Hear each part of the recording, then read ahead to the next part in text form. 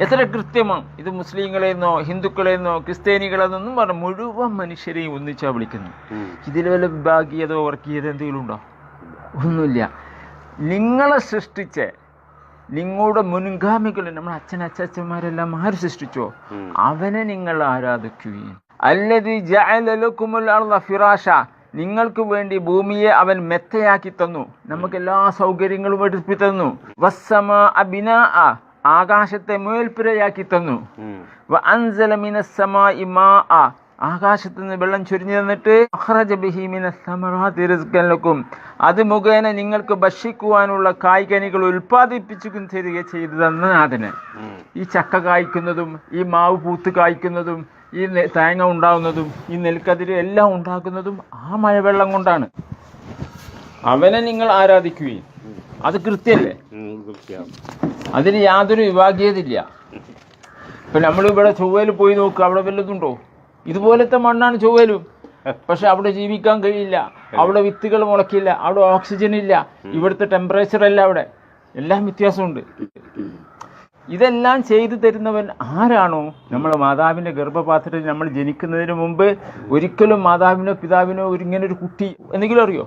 ഒന്നും അറിയാൻ പറ്റില്ല. ആരാ സൃഷ്ടിച്ചത്?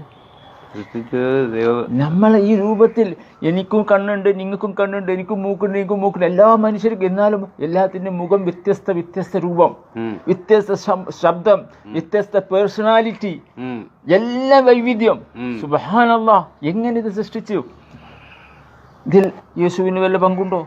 ഇതിൽ മുഹമ്മദ് നബിക്ക് വല്ല പങ്കുണ്ടോ? ഇതിൽ ശ്രീരാമനോ ശ്രീകൃഷ്ണനോ വല്ല പങ്കുണ്ടോ? ഇവിടെ കൃത്യമാണ് ഈ വചനങ്ങൾ. അവനോട് പങ്ക് ചേർക്കാൻ പാടില്ല. ഇവിടെ മുസ്ലിങ്ങളിൽ പലരും ഈ ജാറത്തിൽ, പുതിയങ്ങാടി ജാറുണ്ട്, അവിടെ പോയിട്ട് വിളിക്കുന്നു യാഹുൻ തങ്ങളെ. യാഹുൻ തങ്ങൾ മരിച്ചുപോയി. ഇനി ഫലാ തജ്അലു, ഇതൊക്കെ ശരിയല്ല, ഇതെല്ലാം ദൈവമാണ് തരുന്നത്, അള്ളാഹുവാണ് തരുന്നത്. ഫലാ തജ്അലു ലില്ലാഹി അൻദാദൻ വഅൻതും തഅലമൂൻ, ഇതെല്ലാം നിങ്ങൾ അറിഞ്ഞുകൊണ്ട് നിങ്ങൾ അള്ളാഹുവിന് സമന്മാരെ ഉണ്ടാക്കി വെച്ച് ആരാധിക്കരുത്. കുറേ വിഗ്രഹങ്ങളും കുറേ ഫോട്ടോകളും യേശുവിൻ്റെ പ്രതിമയോ മറ്റുള്ള ജാറങ്ങളോ കുഴിമാടങ്ങളോ ഒന്നും നിങ്ങൾ ആരാധിക്കുവാൻ, അവനെ മാത്രം ആരാധിക്കുക. ഇനി ഇത് ദൈവത്തിൻ്റെ ആണോ എന്ന് നിങ്ങൾക്ക് സംശയമുണ്ടെങ്കിൽ അതാണ് പറയുന്നത്. വഇൻ കുൻതും ഫീ റൈബിൻ മിമ്മാ നസ്സൽനാ അലാ അബ്ദിനാ, നമ്മുടെ ദാസന് നാം അവതരിപ്പിച്ചു കൊടുത്ത ഈ ഖുർആനിനെ പറ്റി നിങ്ങൾ വല്ല സംശയാളുക്കളാണോ? ഇത് ദൈവത്തിൻ്റെ തന്നെയാണോ എങ്കിൽ ഫഅ്തു ബിസൂറത്തിൻ മിൻ മിസ്ലിഹി വദ്ഉ ശുഹദാഅകും മിൻ ദൂനില്ലാഹി ഇൻ കുൻതും സാദിഖീൻ, അതിൻ്റേത് പോലുള്ള ഒരു അധ്യായമെങ്കിലും നിങ്ങൾ കൊണ്ടുവരിക.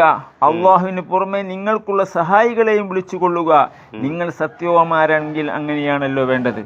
പിന്നെ അള്ളാഹു പറയുന്നു ഫഇല്ലം തഫ്അലൂ, നിങ്ങൾക്കത് ചെയ്യാൻ കഴിഞ്ഞില്ലെങ്കിൽ വലൻ തഫ്അലൂ, നിങ്ങൾക്കത് ഒരിക്കലും ചെയ്യാൻ കഴിയില്ല തന്നെ.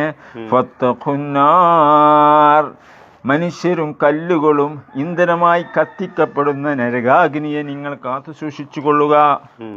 ഇതെല്ലാം മനസ്സിലാക്കി എന്നെ സൃഷ്ടിച്ചവനവനാണ്, എനിക്ക് ഈ കായികങ്ങൾ തന്നവനവനാണ്, എനിക്ക് മക്കളും വീടും സ്വത്തും ഭൂമി എല്ലാം മഴയും കാറ്റും എല്ലാം തരുന്നവനാണ്.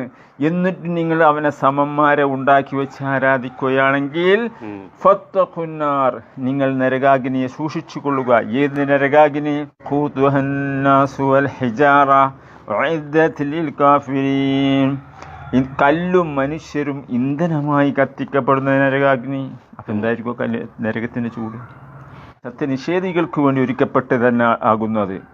വബശ്ശിരില്ലദീന ആമനു, വിശ്വസിച്ച് അള്ളാഹുവിനും പ്രവാചകനും വിശ്വസിച്ചു, വ അമിലു സ്വാലിഹാത്ത്, സൽക്കർമ്മങ്ങൾ ചെയ്യുക, നമസ്കാരം മറ്റുള്ള കാര്യങ്ങൾ ചെയ്യുന്നവൻ, അന്നലഹും ജന്നാത്ത്, അവർക്കാണ് സ്വർഗം ഒരുക്കി വെച്ചിട്ടുള്ളത്. ഈ അള്ളാഹുവിൽ വിശ്വസിക്കുകയും നിങ്ങൾ ഷഹാദത്ത് ചൊല്ലി ഇസ്ലാമിലെത്തിക്കെട്ടാൽ നിങ്ങളെ മുൻപൊഴിഞ്ഞ എല്ലാ പാപങ്ങളും അള്ളാഹു പൊറുക്കും. നേരെ മറിച്ച് 55 വയസ്സായ എനിക്ക് ഈ 55 കൊല്ലത്തെ കണക്കും കൊടുക്കണം. ആർക്കാ ലാഭം? അപ്പൊ അള്ളാഹു എന്തെങ്കിലും അന്യായം ചെയ്യുന്നുണ്ടോ? ഒരു അന്യായമില്ല. പണ്ട് എന്താ, നിങ്ങൾ വന്നു കഴിഞ്ഞാൽ നിങ്ങൾ കുടുംബങ്ങൾ, നിങ്ങൾ മറ്റുള്ളവരൊക്കെ പ്രശ്നങ്ങളുണ്ടാവും. അപ്പൊ നിങ്ങൾ കുറച്ച് പ്രയാസങ്ങൾ സഹിക്കണം. അത് ആദ്യത്തെ പരീക്ഷണ. അപ്പൊ അള്ളാഹു നോക്കൂ നിങ്ങളുടെ വിശ്വാസം ശരിയാണോ. അതിനാണ് ആ പ്രയാസങ്ങൾ. കാരണം ചെറിയ ഓഫറല്ല. ഈ 70 ഇപ്പം എത്ര വയസ്സായി? 63 കൊല്ലമായിട്ടുള്ള പാപങ്ങളും കഴിഞ്ഞു പോവാണ്. സ്വർഗവാസിയാവാണ് നിങ്ങൾ. അപ്പൊ നിങ്ങളെ കണക്ക് ഇപ്പോഴേ തുടങ്ങുന്നുള്ളൂ 63 കൊല്ലം കഴിഞ്ഞിട്ട്. ഉം. അപ്പൊ നിങ്ങൾക്ക് കുറച്ച് പ്രയാസങ്ങൾ ഭൂമിയിൽ വരും. ഉം. വെറുതെ കോടിക്കണക്കിന് ആകാശഭൂമികളും സ്വർഗവും കൂടി തുലനം ചെയ്താൽ ഒരു കല്ല് ഒരു മെച്ചിങ്ങ കൊണ്ടുപോയി കടലിലിട്ട പോലെ മെച്ചിങ്ങ ഭൂമിയും ആ കടൽ സ്വർഗം അത്രയും വലിയ സ്വർഗമാണ്. ഉം. അത് ശരി. ആ സ്വർഗം കിട്ടണം എന്നുണ്ടെങ്കിൽ കുറച്ചൊരു ടെസ്റ്റ് ഉണ്ടാവില്ല. അള്ളാഹുവിനെ മാത്രം ആരാധിക്കുക. ഉണ്ടാക്കിയവന് സൃഷ്ടിച്ചവന് ഒരിക്കലും മരിക്കാത്തവന്. അള്ളാഹു ആരാണ്? ഒറ്റ ഞാൻ അധ്യായം നിങ്ങൾക്ക് കാണിച്ചു തരാം. ആരെയാണ് ഈ അള്ളാഹു എന്ന് പറയുന്നത്? ഈ 4 വചനങ്ങളിൽ തന്നെ ഇത് അറിയും. ഖുൽ പറയുക, ഹു അല്ലാഹു അഹദ്, കാര്യം അള്ളാഹു ഏകനാണ്.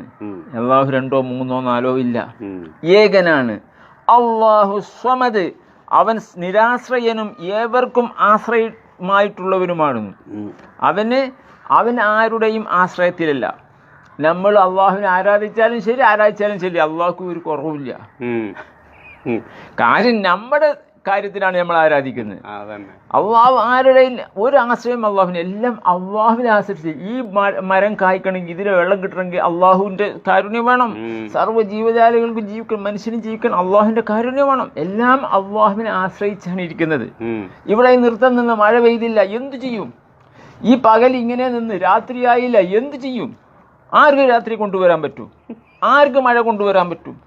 ഈ ഓക്സിജൻ അങ്ങോട്ട് സിലിണ്ടർ അള്ളാഹു അങ്ങോട്ട് പൂട്ടി, എന്തു ചെയ്യും? ഒന്നും ചെയ്യാൻ കഴിയില്ല. മനുഷ്യൻ നിരാശ. ഒരു ഇത്രേ പോന്നെ കണ്ണിൽ കാണാൻ പോലും കഴിയുന്നേ പോയിട്ട് അതിന്റെ ഒരു തുലനം ചെയ്യാൻ പോലും ഇല്ലാത്തൊരു വൈറസാണ് മനുഷ്യന്റെ എല്ലാ മുഖത്ത് ഒരു കെട്ടാണ്ട് കിട്ടി. ഇതിന് ശക്തനായ അണുബോംബ്, ആറ്റം ബോംബെല്ലാം ഉള്ള ശക്തികൾ എന്ത് പറ്റി? എവിടെ പോയി?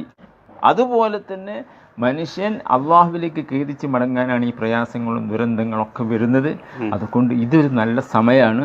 ഈ സമയത്ത് നമ്മൾ ചിന്തിക്കുക, നമ്മൾക്കെല്ലാം തന്ന ഒരു ശക്തിൻ്റെ മുന്നിൽ, അള്ളാഹുവിൻ്റെ മുന്നിൽ നമ്മൾ പോയി നിൽക്കും. ഇനി ഇതിൻ്റെ അർത്ഥം ബാക്കി കൂടി, ലം യലിദ് വലം യൂലദ്, അവൻ ആർക്കും ജന്മം നൽകിയിട്ടില്ല.